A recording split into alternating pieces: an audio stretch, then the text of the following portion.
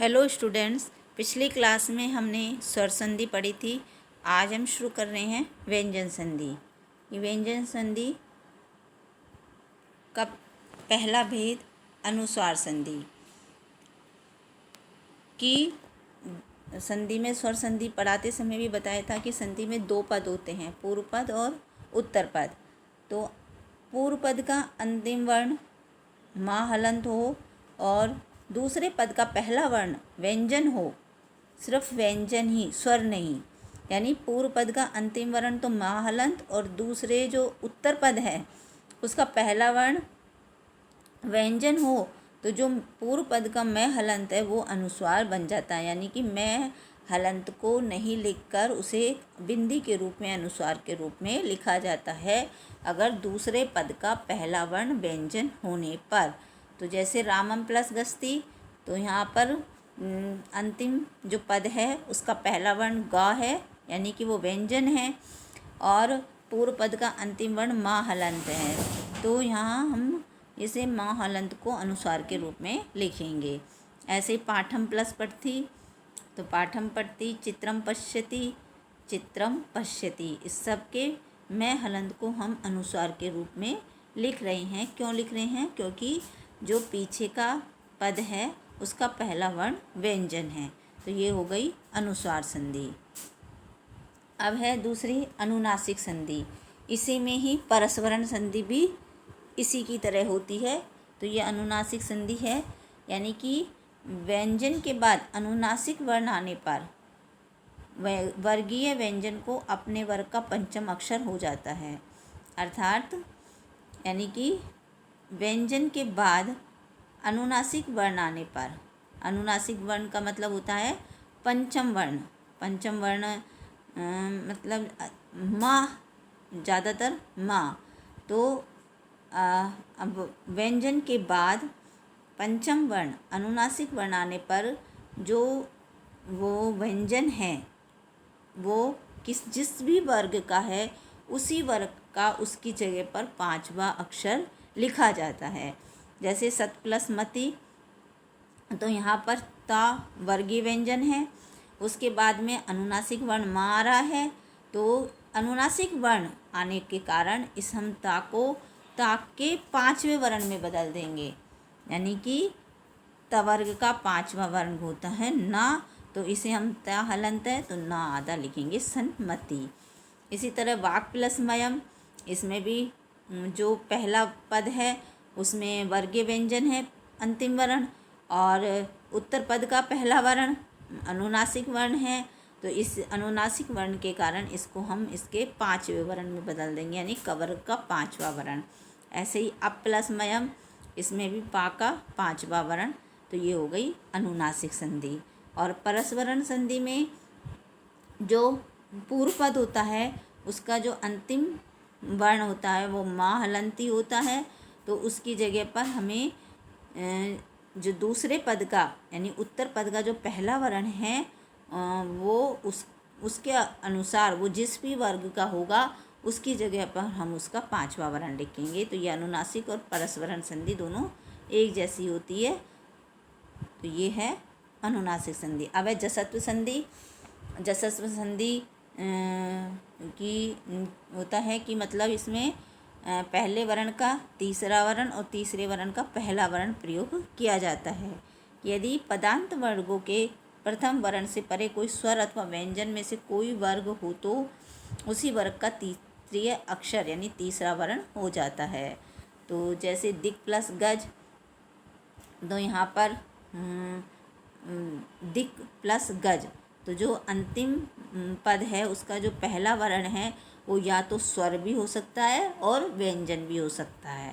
यानी तो यहाँ पर किसी में स्वर भी हो रहा है और किसी में व्यंजन भी हो रहा है। तो दिक प्लस गज, तो यहाँ पर का जो हलंत है इसका हम तीसरा वर्ण लिखेंगे, का ख ग, तो दिग्गज।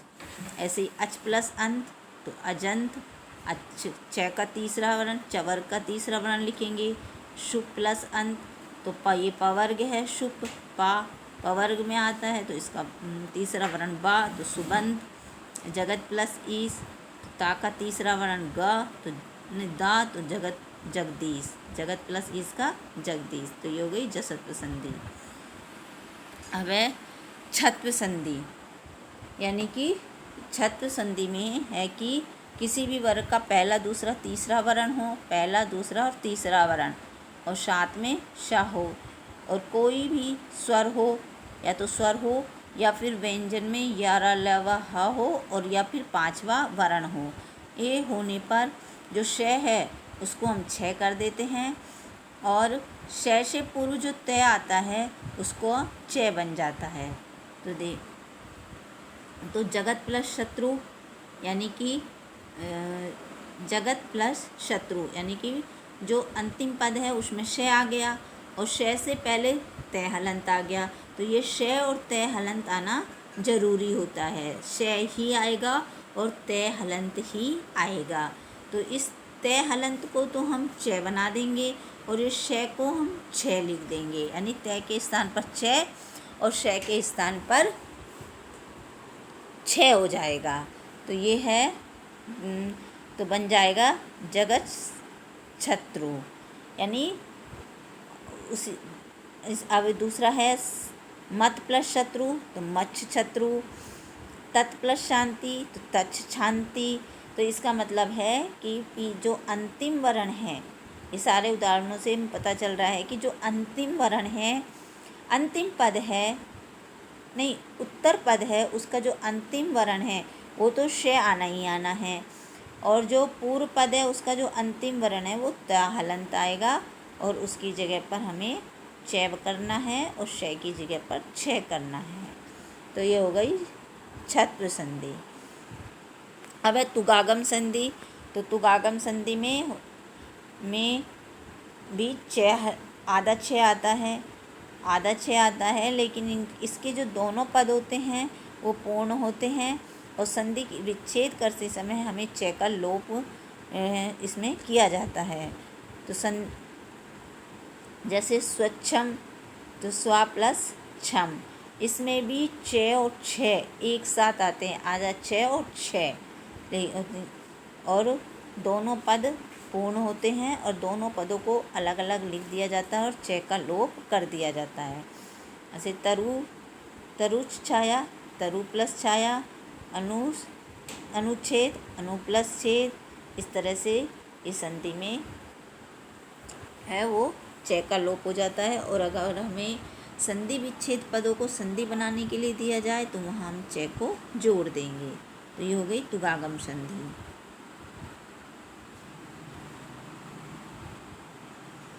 अब है सचुत्व संधि, यानी कि सचुत्व संधि में तवर्ग रहेगा, यानी तवर्ग के चारों वर्ण त थ द ध और श रहेगा, सपेरा वाला श।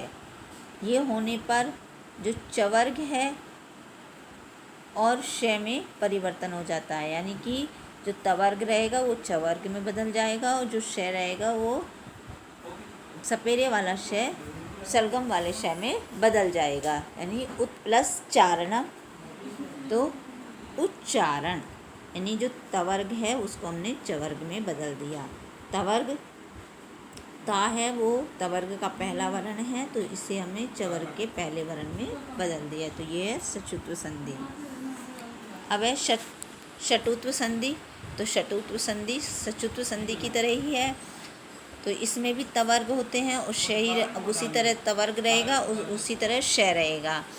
तो तवर्ग को वहाँ हमने चवर्ग में बदला था, यहाँ हम टवर्ग में बदलेंगे, और श को वहाँ हमने शलगम वाले श में बदला था, यहाँ हम उस श को षटकोण वाले श में बदलेंगे। जैसे रामस प्लस टीकते, तो यहाँ जो श आ रहा है उसे हम षटकोण वाले श में बदल देंगे, तो रामस टीकते। तत् प्लस टिका, तो ये हम जो तवर्ग आ रहा है उसको हम टवर्ग में बदल देंगे, तो ट लिखेंगे टट्टिका। तो ये हो गई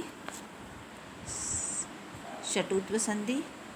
और अब ये संधि में से ही कुछ संधियाँ मैं आपको होमवर्क में दे रही हूँ, जिन्हें आपको करके शीघ्र भेजना है। धन्यवाद।